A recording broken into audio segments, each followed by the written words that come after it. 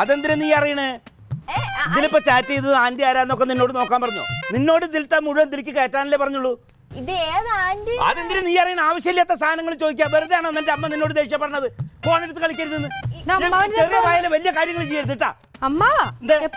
ഞാൻ വന്നിട്ട് കുറച്ചേരം എന്ത് വഴക്കടിക്കണെന്ന് നീ നോക്കണെന്ന്. നിന്നോട് ഞാൻ ഇതിലത്തെ സാധനങ്ങൾ ഇതിൽ കയറ്റാനല്ലേ പറഞ്ഞ്. എന്റെ അടുത്ത് പല കാര്യങ്ങളുണ്ടാവും. അതൊക്കെ ചൂടാവാതെ കുട്ടികളെ നേരെ മണ്ണം വളർത്തണം. അവരുടെ പ്രായത്തിന് വേണ്ട കാര്യങ്ങളെ ചെയ്യാവും. അത് ചെയ്ത് തന്നു കഴിഞ്ഞാൽ ചെയ്തു തരാം. എന്തൊക്കെ ചെയ്തു ഒക്കെ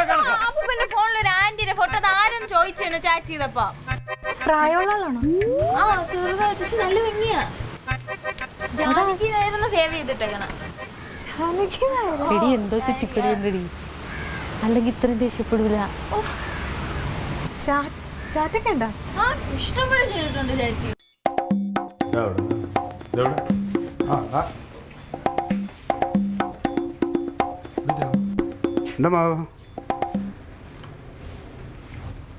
എന്താ പ്രശ്നം? എന്താ കാര്യം പറ. മക്കളെങ്ങ പുറത്ത് പോയി നിൽക്കണ്ട പൊന്നേനെ. എന്താ കാര്യം പറയും? അത് ഇവരോട് രണ്ടാളോടും പോവാൻ പറ. ഇനിയിപ്പോ പോ. നിങ്ങൾ പുറത്തോട്ടുള്ള കാര്യം എന്താണെന്ന് അറിയട്ടെ. ചിലപ്പോ അതിന്റെ ദൂരം ഉണ്ടാവും കാര്യത്തിന്. വെളി നിൽക്കേ. എന്തേ? അതെ, ഒരു 2-3 ആഴ്ച മുമ്പ് എനിക്കൊരു പെൺകുട്ടിയുടെ കോള് അറിയാതെ വന്നു. പെൺകുട്ടിയാ? ഒരു പെണ്ണിന്റെ. ജാനകി? മുത്ത് പറഞ്ഞല്ലേ? അതിപ്പോ ഇനിയിപ്പം ആര് പറഞ്ഞാലും സംഭവം അത് തന്നെയല്ലേ പേര്. അതെ. എന്നിട്ട് പിന്നെ അങ്ങനെ ഫോണിൽ കൂടെ പരിചയപ്പെട്ട സ്ഥിതിക്ക്. ഫോണിൽ കൂടെ പരിചയപ്പെട്ട ആളാണ്? അതെ. ഞാൻ അങ്ങോട്ടും ഫോട്ടോ അയക്കും, എനിക്ക് ഇങ്ങോട്ട് ഫോട്ടോ അയക്കും. അപ്പൊ എന്റെ ഫോണിന് ഈ ലെൻസ് ഒന്നും ക്ലിയർ അല്ലാത്തോണ്ടേ എന്നോടൊരു പുതിയ ഫോൺ മേടിക്കാൻ പറഞ്ഞു. ഓ, അങ്ങനെയാണ് നമ്മളൊരു ഫോൺ മേടിച്ചാലേ മരുമോനെ സഹായിക്കാൻ മേടിച്ചതല്ല. ഓ എന്ന്. ശരി, എന്നിട്ടിപ്പോ ആ ഫോൺ മേടിച്ചതിന് ശേഷം ഞാൻ അവളായിട്ട് ഫോണിൽ വിളിക്കാൻ ശ്രമിക്കുമ്പോഴൊക്കെ പിന്നെ ഫോൺ എടുക്കണില്ല. ആളുടെ ഫോട്ടോ ഉണ്ടോ? ഫോട്ടോ ഉണ്ട്. ഫോട്ടോ നമ്പറൊക്കെ ഉണ്ടോ? ഫോട്ടോ. വിളിക്കുമ്പോ എന്താ പറയണേ? വിളിക്കുമ്പോൾ ഫോൺ അറ്റൻഡ് ചെയ്യണില്ല.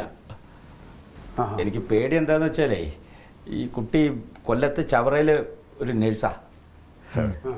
48 വയസ്സ് കഴിഞ്ഞു കുട്ടി. അതെ, കല്യാണം കഴിഞ്ഞിട്ടില്ല. അങ്ങനെ സംസാരിച്ചു വന്നപ്പോൾ നമ്മളോടൊരു താല്പര്യമൊക്കെ ഉള്ള കുട്ടിയാണ്. ആള് കൊള്ളാം.